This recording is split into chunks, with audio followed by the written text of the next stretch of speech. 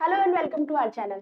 आज से हम लोग मध्यकालीन भारत की शुरुआत करने जा रहे हैं। जी हाँ, आज से हम लोग पढ़ेंगे मध्यकालीन भारत का इतिहास। तो मध्यकालीन भारत का इतिहास पढ़ने से पहले मैं आप लोगों को कुछ बताना चाहूंगी। ये जो मैं आपको क्लास दे रही हूँ मिडिवल हिस्ट्री की, ये मैं आपको पीडीएफ के माध्यम से दूंगी, जिसमें मैंने इंपॉर्टेंट फैक्ट्स खुद अपने आप लिखे हुए हैं और उसके एक पीडीएफ बनाकर अपने टेलीग्राम चैनल पर भी मैं अपलोड कर दूंगी। साथ ही साथ आप लोग भी मेरे टेलीग्राम चैनल पे जाकर इसे डाउनलोड करके पढ़ सकते हैं। ठीक है, तो चलिए शुरुआत कर लेते हैं, देरी नहीं करते हैं। तो देखिए, मध्यकालीन भारत की जब हम बात करते हैं तो इसकी शुरुआत होती है अरबों के आक्रमण से, यानी कि मुस्लिम आक्रांताओं के आगमन से शुरुआत हो जाती है मध्यकाल के भारत के इतिहास की।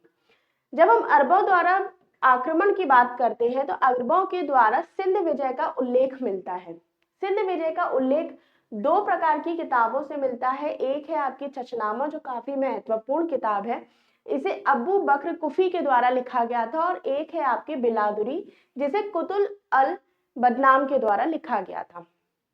सबसे पहला मुस्लिम आक्रमण होता है 712 में मोहम्मद बिन कासिम के द्वारा। इसके द्वारा जो आक्रमण होता है, अरब आक्रमण होता है, वो भारतीय इतिहास में एक महत्वपूर्ण मोड़ जो होता है वो क्रिएट करता है। ठीक है, इसके बाद अगला चलते हैं और शुरुआत करते हैं आगे। तो देखिए, मुस्लिम आक्रांता मोहम्मद बिन कासिम के द्वारा जजिया कर की शुरुआत की गई थी।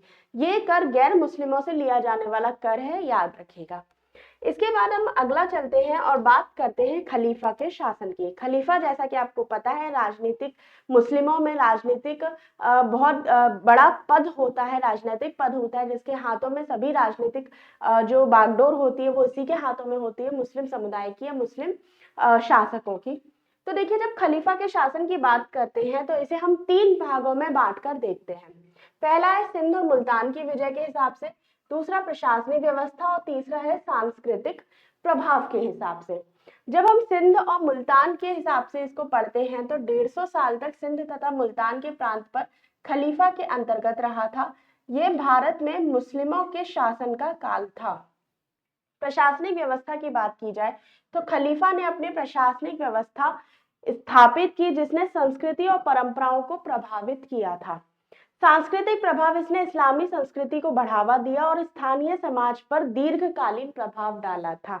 तो ये जरूर इंपॉर्टेंट है, जब भी आप मेंस में लिखते हैं तो आपको उसमें खलीफा का अगर शासन की पृष्ठभूमि लिखनी होती है तो उससे क्या क्या प्रभाव पड़ा था। सिंध और मुल्तान पर जब विजय करते हैं तो 150 सालों तक प्रांतीय खलीफा के अंतर्गत आ जाता है और मुस्लिमों का शासन स्थापित हो जाता है।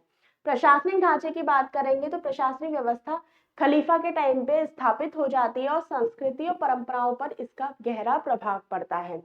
सांस्कृतिक प्रभाव, इसने इस्लाम में संस्कृति को बढ़ावा दिया और स्थानीय समाज पर दीर्घकालीन प्रभाव डाला था। ठीक है, आगे चलते हैं और अब आता है महमूद गजनबी का उदय। यानी कि महमूद गजनबी भारत में आता है या आक्रमण करता है किस तरीके से, वो हम देख लेते हैं। ठीक है, तो देखिए, जब महमूद गजनबी का उदय होता है तो इसके बारे में आप जानते हैं, इसके पिता हैं सुबुक्तगिन। ये एक महत्वाकांक्षी कुशल सेना नायक था। 27 साल में ये शासक बना। सुल्तान की उपाधि धारण करने वाला पहला मुस्लिम शासक था। तो आपको क्या याद रखना है, आपको याद करना है कि सुल्तान की उपाधि इसने सबसे पहले धारण की थी, और ये सबसे पहले धारण करने वाला मुस्लिम शासक बनता है जो कि शक्ति का प्रदर्शन करता है। ठीक है, आगे चलते हैं और आगे चलकर देखते हैं कि इसका क्या प्रभाव पड़ता है। अब जो गजनबी है वो भारत पर जब आक्रमण करता है तो इसने आक्रमण किया था 1000 से लेके 1026 ईस्वी के दौरान, लगभग 17 बार इसने आक्रमण किया है। इसने सिंहासन पर आरोहण हुआ, यानी कि सिंहासन पर ये कब बैठा था, ये बैठा था 999 ईस्वी में। ठीक है, और भारत पर आक्रमण किया इसने तथा राज्य विस्तार की इसने चेष्टा रखी। जब हम आगे बात करते हैं, ठीक है, तो भारत की समृद्धि को देखकर इसने लूट के उद्देश्य से भारत आया था। तो कभी भी आपको अगर एग्जाम्पल में या ये कह लीजिए ऑप्शन में दिया हो कि गजनबी का भारत आक्रमण किस कारण हुआ था, तो वो हुआ था लूट के उद्देश्य से। ठीक है, इसके बाद अगला चलते हैं तो शाही राजा जयपाल के विरुद्ध इसने अपना पहला आक्रमण किया था। तो ये भी आपके लिए इंपॉर्टेंट है कि महमूद गजनबी का पहला आक्रमण किसके विरोध था। तो ये था आपका पहला आक्रमण शाही राजा जयपाल के विरुद्ध। 1025 में इसने सोमनाथ मंदिर पर आक्रमण किया और मूर्ति भंजक नीति का इसने प्रमाण दिया। यही से इसे मूर्ति भंजक भी कहा जाता था। सोमनाथ मंदिर पर जिस तरीके से इसने आक्रमण किया, मूर्तियों को तोड़ा, वहीं से इसे मूर्ति भंजक भी कहा जाता था। यानी कि मोहम्मद गजनबी को मूर्ति भंजक भी कहा जाता था, याद रखिएगा। 1027 में जाटों के विरुद्ध इसने आखिरी आक्रमण किया था, वो भी याद रखिएगा। ठीक है, पहला आक्रमण इसका कब हुआ है? आपका पहला आक्रमण होता है शाही राजा के विरुद्ध, पहला आक्रमण होता है, और आखिरी आक्रमण 1027 में होता है आपके जाटों के विरुद्ध। 17 बार इसने आक्रमण किया था। किस पे किया था? सोमनाथ मंदिर पर, याद रखना। अब इसका उद्देश्य क्या था? भाई किसी ना किसी उद्देश्य से तो ये भारत आया ही होगा। तो इसका पहला उद्देश्य था धन प्राप्त करना, यानी कि संपत्ति और समृद्धि को देख के ये भारत आता है। इसका पहला उद्देश्य यही था कि इसे कैसे भी करके यहाँ की धन संपत्ति को अपने हाथों में लेना है। दूसरा, मूर्ति भंजक। मूर्ति भंजक क्योंकि इसने मूर्तियों को तोड़ना शुरू कर दिया था, हिंदू मंदिरों को नष्ट करना शुरू किया, उनकी संपत्ति लूटना शुरू किया। ये इसका दूसरा उद्देश्य था। और तीसरा होता है इसका राजनीतिक प्रभुत्व। ठीक है, इसके बाद अगला देख लेते हैं। तो अगली बात करते हैं हिंदू अधिकारी, इसके अंतर्गत कौन कौन थे। तो एक सेवदरायक था जो कि सेना में उच्च पद पर आसीन था, यानी कि योग्यता पर आधारित इसकी नियुक्ति हुई थी। तिलक जो कि सेना में प्रमुख हिंदू अधिकारी था, स्थानीय प्रतिभा के प्रयोग के दौरान इसकी नियुक्ति की गई थी। और ये धार्मिक सहिष्णुता था, क्योंकि हिंदू अधिकारियों की नियुक्ति से पता चलता है ये कुछ हद तक सहिष्णु था। सहिष्णु ये इसलिए भी था क्योंकि उस समय मुस्लिमों का इतना ज्यादा आधिपत्य नहीं हुआ था, इसके हाथ में हिंदू शासकों को ही रखने का, कह सकते हैं हिंदू शासकों को रखने के अलावा और कोई ऑप्शन इसके पास नहीं था, इसीलिए ये आप इसे सहिष्णु की भी संज्ञा दे सकते हैं। अदरवाइज आपको पता है कि अगर इसे मूर्ति भंजक कहा गया है तो हिंदू मंदिरों को नष्ट करने के बावजूद भी सहिष्णुता का थोड़ा सा इसके, अगर इतिहासकारों के हिसाब से देखा जाए तो सिर्फ यही कारण था। इसके बाद इसने कमरूनाग झील का भी निर्माण कराया, जो कि हिमाचल प्रदेश था। अरबों खरबों का खजाना इसके अंदर शामिल है।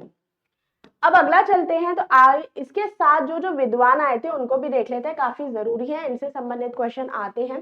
तो अलबरूनी इसके साथ आया था, जो कि इसका दरबारी कवि था, इतिहासविद था, गणितज्ञ था, भूगोल वेत्ता था, खगोल और दर्शन का ज्ञाता था। इसने किताब लिखी थी, किताब उल हिंद। ठीक है, साथ ही साथ इसके साथ उतबी आता है और बेहाकी आता है। बेहाकी ने तारीख सुबुक्तगीन का लिखी थी, और इसके अलावा इसने लेबनून ने पूर्वी पेप की उपाधि भी धारण की थी। यानी कि बेहाकी ने तारीख सुबुक्तगीन पुस्तक लिखी थी और इसने लेबनून के पूर्वी पेप की उपाधि धारण की थी। तो इसके साथ जो विद्वान आए थे उनके बारे में भी आप ध्यान रखिएगा। अगला चलते हैं। इसने सिक्कों पर कलमा का संस्कृत रूपांतरण अव्यमेक अवतारा अंकित किया था। तो ये बहुत इंपॉर्टेंट है, पूछा जा सकता है कि किसने संस्कृत में कलमा अंकित कराया था और उसका क्या नाम था। तो वो था अव्यमेक अवतारा, और ये किसने कराया था? गजनबी ने कराया था। ठीक है, ये भी याद रखिएगा, शाहनामा फिरदौसी ने लिखी है। इसके बाद आ जाते हैं मोहम्मद गौरी के आक्रमण के ऊपर। तो अब टाइम आता है मोहम्मद गौरी को पढ़ने का। तो जब हम मोहम्मद गौरी की बात करते हैं तो इसका पूरा नाम है मोइनुद्दीन मोहम्मद बिन सामगोर। ठीक है, इसका पूरा नाम है। अफगान परिवार में इसका जन्म हुआ था। कुशल योद्धा था ये, कुशल रणनीतिकार भी था। ठीक है, गयासुद्दीन जो इसका भाई था उसकी मदद से इसने गोर क्षेत्र पर नियंत्रण किया। गजनबी के बाद धन समृद्धि के साथ साम्राज्य विस्तार करना इसका उद्देश्य रहा।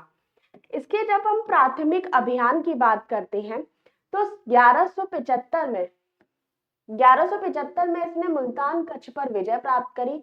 1178 में गुजरात पर आक्रमण किया, लेकिन मूलराज द्वितीय भीमदेव द्वितीय ने इसे आबू पर्वत पर पराजित कर दिया। 1186 में ये पुनः आक्रमण करता है और लाहौर पर कब्जा कर लेता है। अपनी पराजय से सीख कर खुसरो मलिक को हराकर ये लाहौर पर कब्जा करता है और भारत की ओर आगे बढ़ता है। ठीक है, तो ये थे इसके प्राथमिक अभियान। अब आ जाते हैं तराइन के युद्ध में। तराइन के युद्ध दो युद्ध हैं जो बहुत ही ज्यादा जरूरी है, याद रखिएगा। पहला युद्ध होता है 1191 में, जो कि पृथ्वीराज चौहान और मोहम्मद गौरी के बीच में होता है, जिसमें पृथ्वीराज चौहान की विजय हो जाती है। इसके बाद दूसरा युद्ध होता है 1192 में, ठीक है। 1192 में जो युद्ध होता है उसमें पुनः आक्रमण कर दिया जाता है, नई तकनीक और रणनीति के द्वारा ये आक्रमण करता है, जिसमें पृथ्वीराज चौहान को हराकर ये तुर्क शासन की स्थापना करता है, ठीक है। याद रखिएगा, पृथ्वीराज चौहान को 1192 में ये हरा देता है और उसके बाद तुर्की शासन की स्थापना कर भारत में अपना शासन स्थापित करने का प्रयास करना शुरू कर देता है, ठीक है। अगला चलते हैं और अगले बात करते हैं हम युद्ध के परिणाम की। तो युद्ध का जो परिणाम होता है आपको पता ही है, पृथ्वीराज चौहान हार गए थे और ये सांस्कृतिक परिवर्तन का कारण भी बनता है।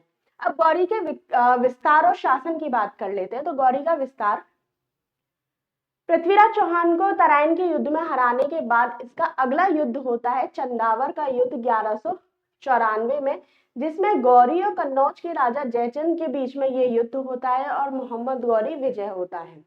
ये गंगा यमुना दोआब पर नियंत्रण स्थापित करता है विजय होने के साथ। प्रशासनिक व्यवस्था की अगर बात करते हैं तो ये प्रमुख और मजबूत व्यवस्था, विश्वास योग्य अधिकारी जिनमें कुतुबुद्दीन ऐबक प्रमुख था। तो अगर हम प्रशासनिक व्यवस्था की बात करेंगे हम इसके, तो इसकी प्रशासनिक जो व्यवस्था थी वो मजबूत थी, व्यवस्थित थी और साथ ही साथ ये योग्य अधिकारियों को अपने साथ शामिल करता था, जिसमें प्रमुख था कुतुबुद्दीन ऐबक। अब आ जाते हैं, जब प्रशासनिक की बात करेंगे तो धार्मिक सांस्कृतिक नीतियों के बारे में इसकी चर्चा कर लेते हैं। जब धार्मिक सांस्कृतिक नीतियों की बात करते हैं तो इसका प्रमुख उद्देश्य था इस्लाम का प्रसार करना, लेकिन यह ज्यादा हस्तक्षेप की संस्कृति में शामिल नहीं होता था। इस्लाम का प्रसार करना चाहता था लेकिन हस्तक्षेप ज्यादा इसने नहीं किया है। गौरी का अंत किस तरीके से होता है और इसका उत्तराधिकार कौन संभालता है? तो गौरी का अंत 1206 में गजनी लौटते समय, नमाज पढ़ते समय इसको मार दिया गया था अफरीदी कबीले ने और इसे धोखे से मारा गया था, याद रखिएगा। साम्राज्य का विभाजन जो इसका होता है, तो भारत का जो हिस्सा होता है वो ऐबक को नियंत्रित करने के लिए दे दिया जाता है। ताजुद्दीन को गजनी का हिस्सा नियंत्रित करने का बोला जाता है और नसीरुद्दीन को कहा जाता है कि वो सिंध पर नियंत्रण स्थापित करे। इसके बाद जब हम आगे चलते हैं तो आ जाते हैं विरासत के प्रभाव पर। तो जब विरासत का प्रभाव की बात करेंगे तो इसकी विरासत भारतीय उपमहाद्वीप में तुर्क अफगान शासन की नींव रखी गई थी, ठीक है। इसके उत्तराधिकारी ने दिल्ली सल्तनत की स्थापना की थी।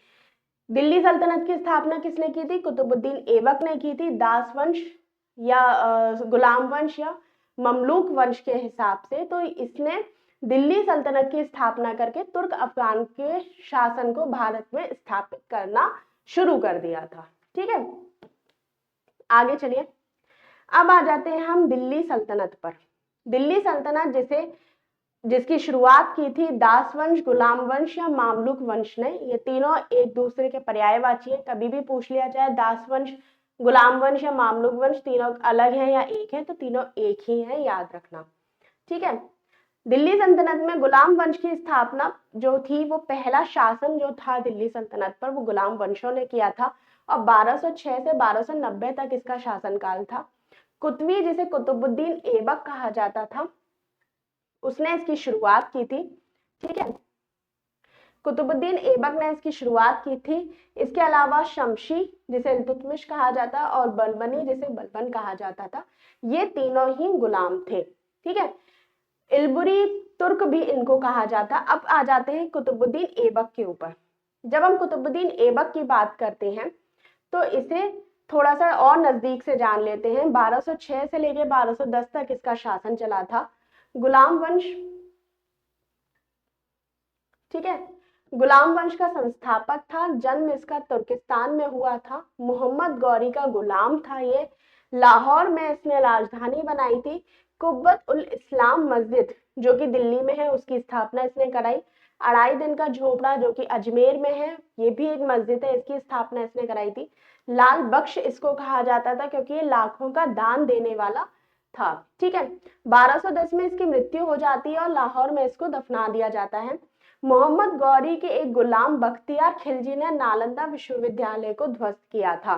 तो नालंदा विश्वविद्यालय को भी पढ़ लीजिएगा, क्योंकि अभी रिसेंटली इसका पुनः स्थापना की गई है, इसीलिए ये इंपॉर्टेंट है, एग्जाम में पूछा जा सकता है। ठीक है, अब आ जाते हैं नेक्स्ट पे। कुतुबुद्दीन ऐबक के बाद जो अगला शासन होता है वो होता है आपके इल्तुतमिश का। 1210 में कुतुबुद्दीन ऐबक की मृत्यु हो जाती है और 1210 से लेके 1236 तक इल्तुतमिश का शासन रहता है। ये वास्तविक संस्थापक इसको कहा जाता है। ऐबक का गुलाम और दामाद था। ऐबक की मृत्यु के समय ये बदायूं का गवर्नर था। तो ये भी इंपॉर्टेंट है, पूछ लिया जाता है कि ऐबक के टाइम पर इल्तुतमिश कहाँ का गवर्नर था। तुर्कान ए चहलगामी चालीसा का गठन इसने किया था। 40 तुर्कों के सरदार के दल को कहा जाता था। ठीक है, मोहम्मद गौरी द्वारा अमीर उल उमरा की उपाधि इसको दी गई थी। बगदाद एक खलीफा ने इसे सुल्तान ए आजम की उपाधि दी। नासिर अमीर उल मोमिन की उपाधि इसके पास थी। साथ ही साथ इसने चांदी का टका, तांबे का जीतल सिक्के भी इसने चलवाए थे। ठीक है, तो ये सारी चीजें आप याद रखिएगा। एक चीज और ध्यान रखिए, ये जो पीडीएफ में जितने भी फैक्ट्स दे रखे हैं वो सारे इंपॉर्टेंट हैं। मैंने कोई भी फालतू की क्वेश्चंस इसमें नहीं डाले, वही सारे फैक्ट हैं जो आपके एग्जाम में पूछे जाते हैं। तो बहुत अच्छे से इन फैक्ट्स को तैयार करते जाइए। जब हम सेनाओं की बात करते हैं तो इसमें कुछ इंपॉर्टेंट पॉइंट्स है, वो याद रखिएगा। कभी भी पूछ लिया जाता है कि हश में कल्ब किसे कहा जाता है, तो इसे केंद्रीय सेना कहा जाता है। हश में अतरफ प्रांतीय सेना होती है। सवार ए कल्ब शाही घुड़सवार को कहा जाता है और शमसी घुड़सवार होते हैं सुल्तान की व्यक्तिगत सेना। ठीक है, अगला चलते हैं। जब हम अगला बात करते हैं तो आ जाती है रजिया बेगम। तो इल्तुतमिश के बाद जो अगला शासन होता है वो होता है रजिया बेगम का। ये इल्तुतमिश की बेटी है, भारत की प्रथम मुस्लिम महिला शासक भी है। तो ये भी प्रश्न पूछा जाता है, पहली मुस्लिम महिला शासक कौन थी, तो वो थी आपकी रजिया बेगम। ठीक है, इन्होंने सिक्कों पर उद्मत उल निखा की उपाधि धारण की थी। इन्होंने पर्दा प्रथा को त्याग दिया था और कुबा जिसे कोट कहा जाता था और कुल्हा जिसे टोपी कहा जाता था, ठीक है, कोट जिसको कुबा कहा जाता था और टोपी जिसको कुल्हा कहा जाता था, इसको इन्होंने पहनना शुरू किया।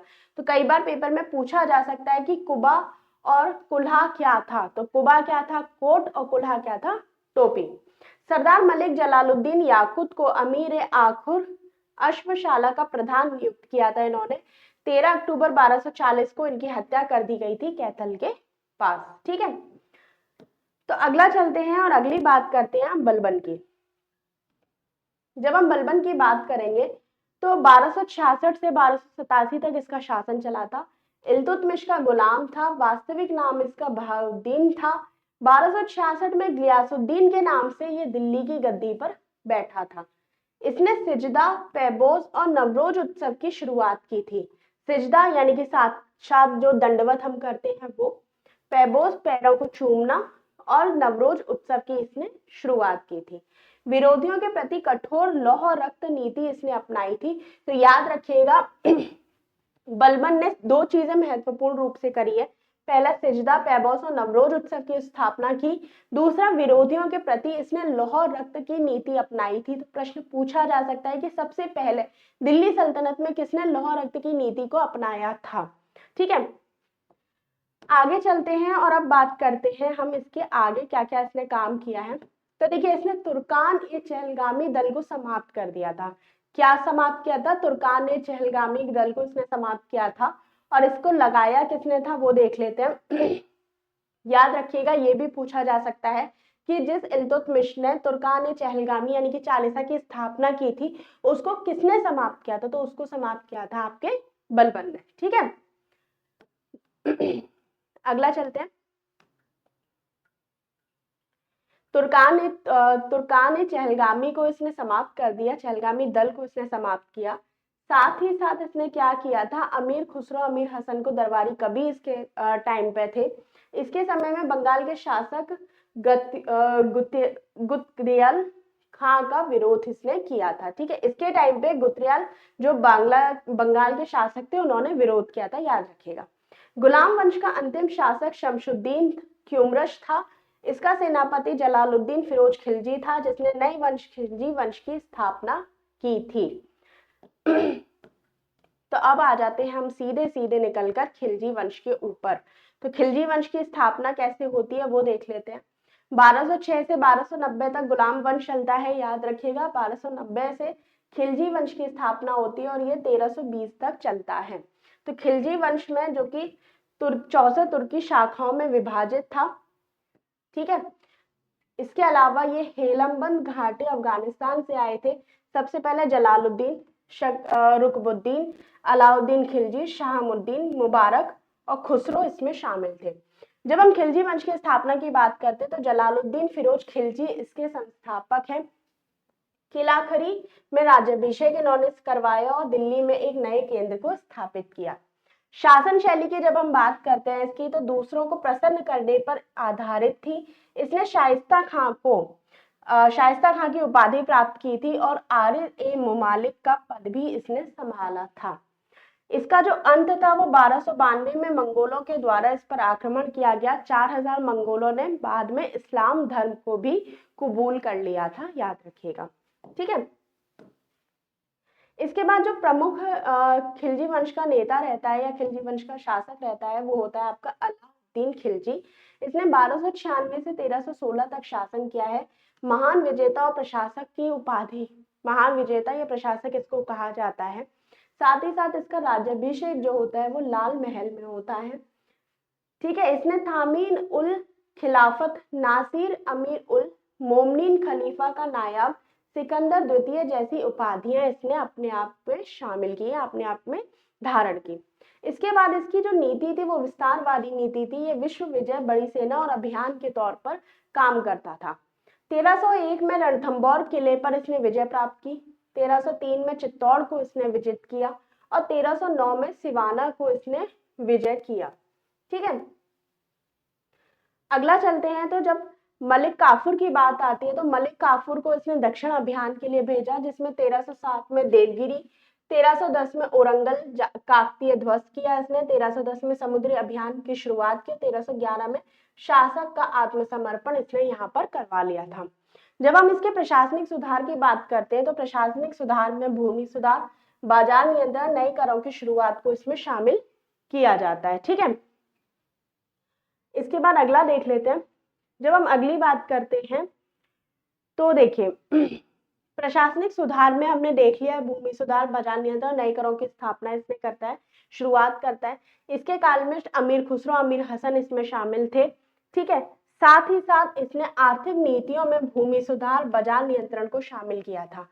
भूमि सुधार में इसने मिल्क, इनाम, वक्फ को दी गई भूमि को वापस लिया ताकि राजस्व बढ़े और केंद्र का नियंत्रण भी स्थापित हो सके। साथ ही साथ बाजार नियंत्रण में कठोर बाजार नियंत्रण नीति को इसने लागू किया। दीवान ए रियासत नामक एक विशेष अधिकारियों की नियुक्ति इसने की, व्यवस्था की। संचालन के लिए, मूल्य नियंत्रण के लिए, व्यापार में पारदर्शिता लाने के लिए इसने कई सारे काम किए थे।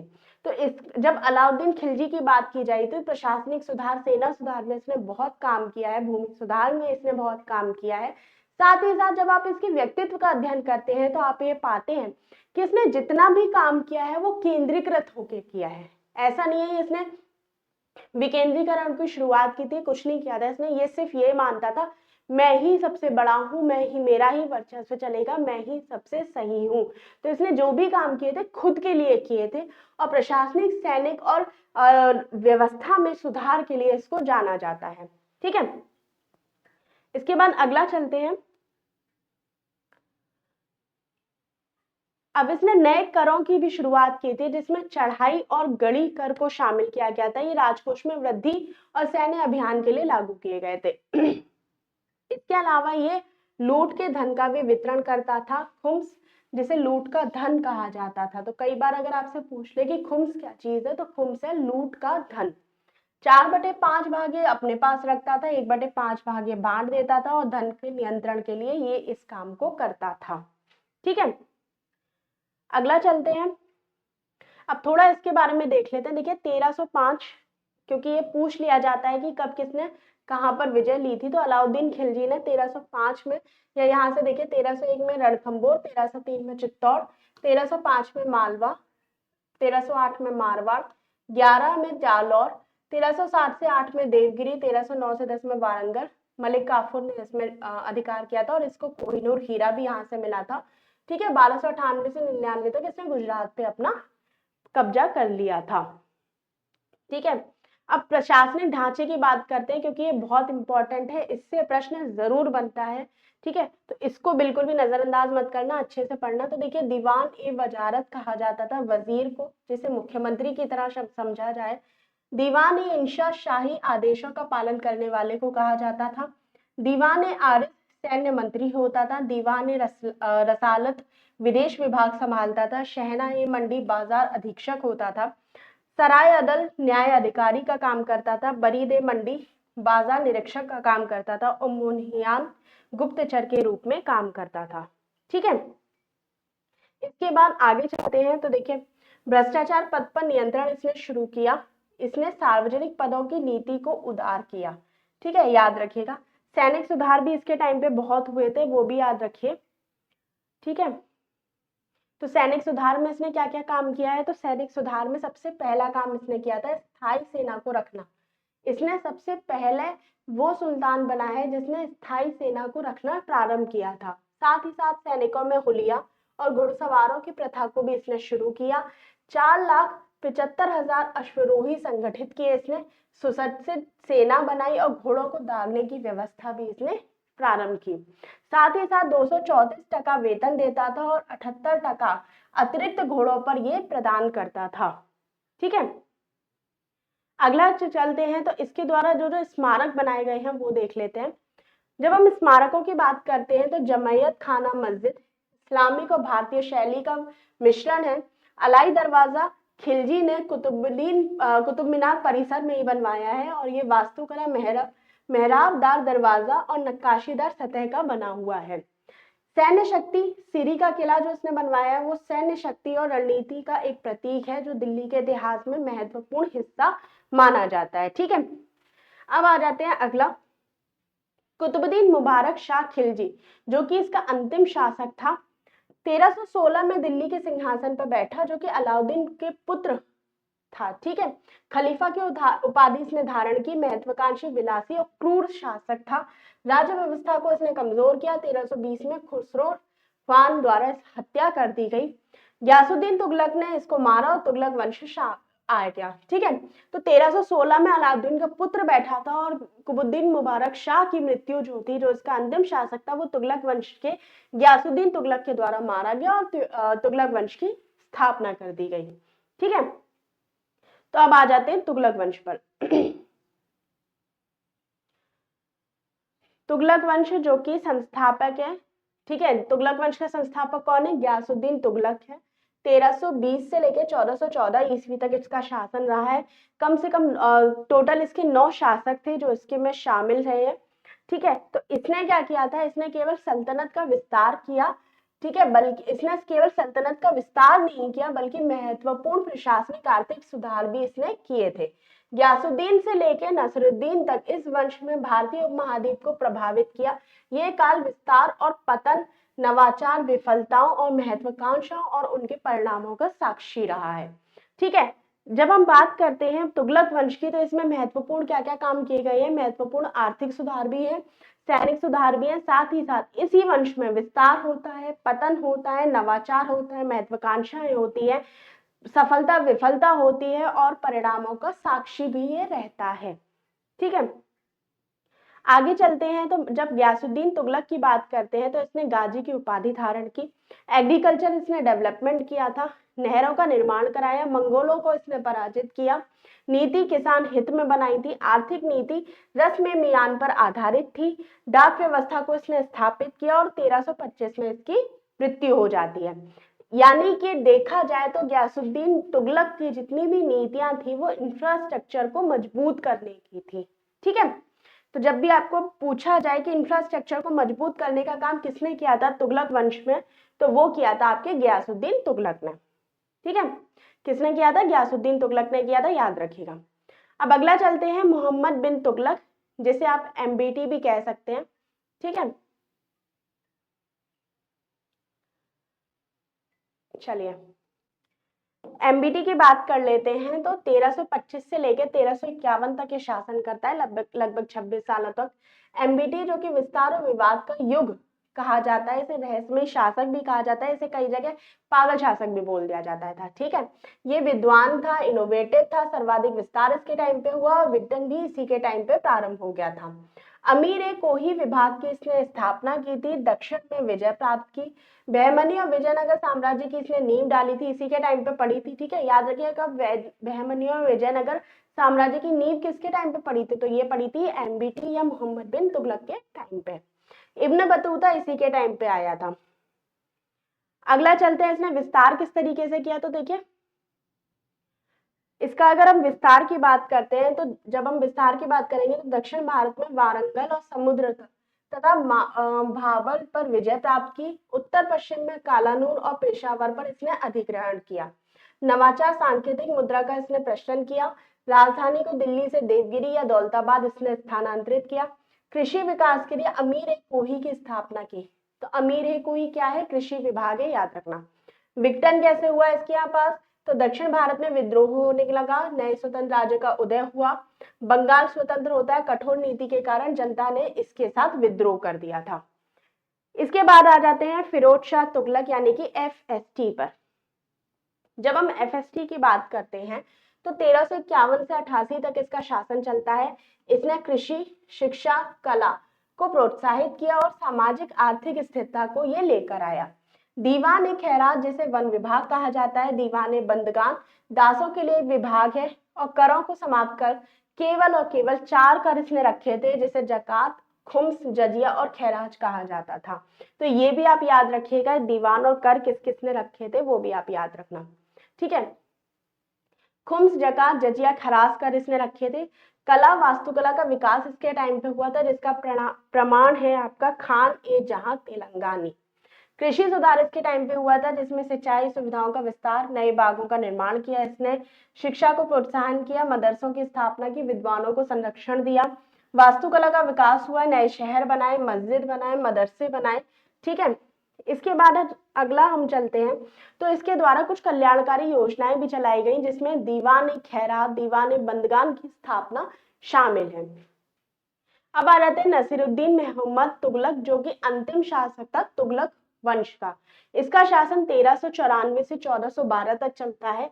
1398 में तैमूर का आक्रमण नसीरुद्दीन के टाइम पे हो जाता है। तो अगर आपसे पूछा जाता है तैमूर का जो आक्रमण है वो किसके टाइम पे होता है, तो नसीरुद्दीन महमूद तुगलक के टाइम पे हो जाता है। इसकी राजधानी नष्ट हो जाती है, अर्थव्यवस्था कमजोर हो जाती है, 1414 में इसका अंत हो जाता है। अंतिम शासक के अंतर्गत उत्तराधिकार का संघर्ष रहता है, प्रांतीय स्वतंत्रता हो जाती है, तैमूर का आक्रमण हो जाता है, अंत इसका 1414 में हो जाता है। ठीक है, अगला चलते हैं तो अब आ जाते हैं सैयद वंश पर। 1414 से 1451 तक इसका वंश रहता है, अल्पकालिक था। ठीक है, अल्पकालिक वंश था, राजवंश लोधी वंश से पहले और दिल्ली सल्तनत के पतन की अवधि के बीच में सैयद वंश रहता है। इसकी स्थापना खिज्र खान ने 1414 में की थी, दिल्ली पर कब्जा करके। 1414 से लेके 21 तक खिज्र खान का शासन था, फिर उसके बाद मुबारक शाह का शासन था 1421 से 34 के बीच में, मोहम्मद खां का शासन 1434 से 43 के बीच में, और आलम का शासन होता है 1443 से 51 के बीच में। जब हम खिज्र खां की बात करते हैं तो खिज्र खां के द्वारा तुर्क तैमूर के साथ आक्रमण, दिल्ली और आसपास के क्षेत्र पर कब्जा करना, खुद को सुल्तान घोषित करना और पंजाब पर कब्जा करना इसके अंतर्गत आता है। ये कुशल प्रशासक था, याद रखिएगा। रैयत ए आला की उपाधि इसने धारण की, मुल्तान, लाहौर, दीपालपुर पर शासन किया, तैमूर ने इसको दे दिया था उठा के। ठीक है, कि भैया तुम मुल्तान, लाहौर और दीपालपुर संभालो, हम तुम्हें छोड़कर जा रहे हैं। इसके बाद इसका जब हम बात करते हैं तो राजनीतिक स्थिरता इसके टाइम पे बनी रही थी, पड़ोसी राज्यों में शांति से इसने अपनी सीमाओं की सुरक्षा की थी, राजस्व इकट्ठा करने के और वितरण करने के लिए इसने कुशल प्रणाली को विकसित किया था। ठीक है, इसके बाद इसके टाइम पे न्याय सुधार भी हुए थे, न्याय दिलाने की प्रक्रिया में भी सुधार के टाइम पे किया गया था। अब आ जाते हैं मुबारक शाह पे। ठीक है, तो 1421 से लेके 1434 तक, 1421 से 1434 तक इसका शासन रहता है। खिज्र खां का बेटा था ये। ठीक है, खिज्र खां का बेटा, एक सेकेंड रुकिएगा,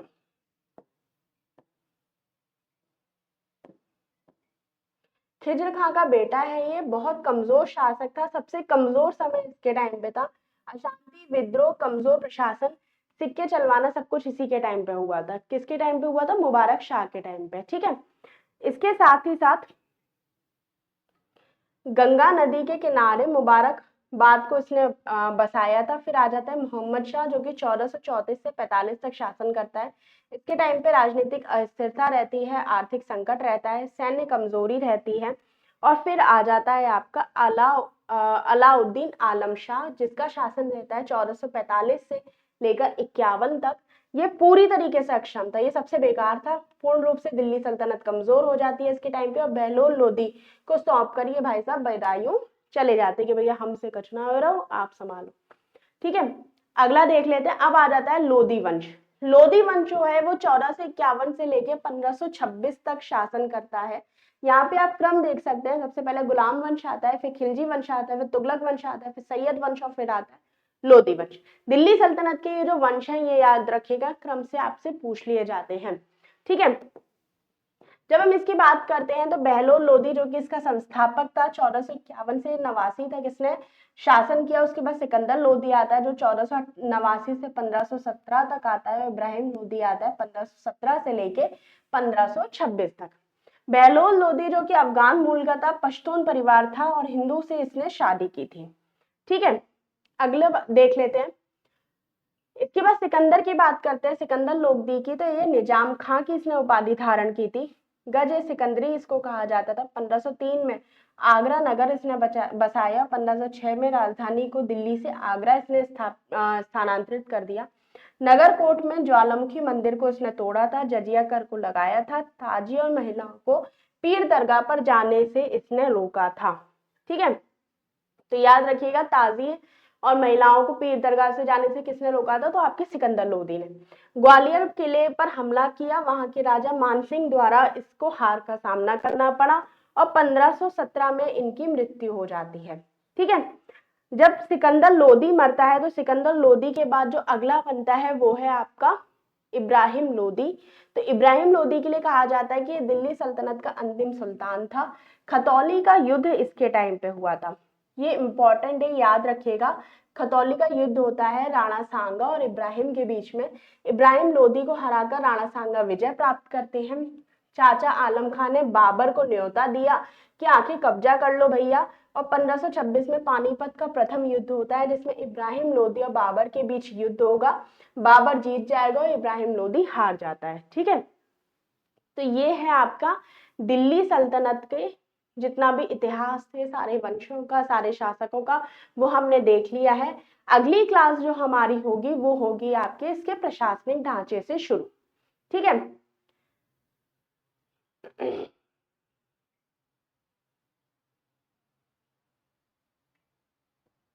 ठीक है, तो अगली क्लास हम शुरू करेंगे सल्तनत कालीन प्रशासनिक ढांचे से। कोशिश करेंगे प्रशासनिक ढांचा, न्यायिक ढांचा, इसका जो जितनी भी व्यवस्थाएं हैं, साहित्य, कला, साहित्य, स्थापत्य कला है, उन सबको हम एक ही क्लास में कंप्लीट कर लेंगे।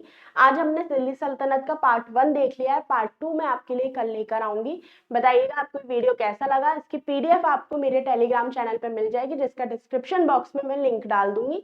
चैनल आप सब्सक्राइब कर लीजिएगा, क्योंकि उस चैनल पे बहुत सारे फैक्ट्स से रिलेटेड मैं फोटोज और पीडीएफ सेंड करती रहती हूँ। साथ ही साथ अगर आपने हमारे यूट्यूब चैनल को अभी तक सब्सक्राइब नहीं किया है तो प्लीज इसे सब्सक्राइब कर लीजिए। अगर आपको वीडियो अच्छा लगा हो तो प्लीज अपने दोस्तों के साथ भी इसे शेयर करिएगा। धन्यवाद।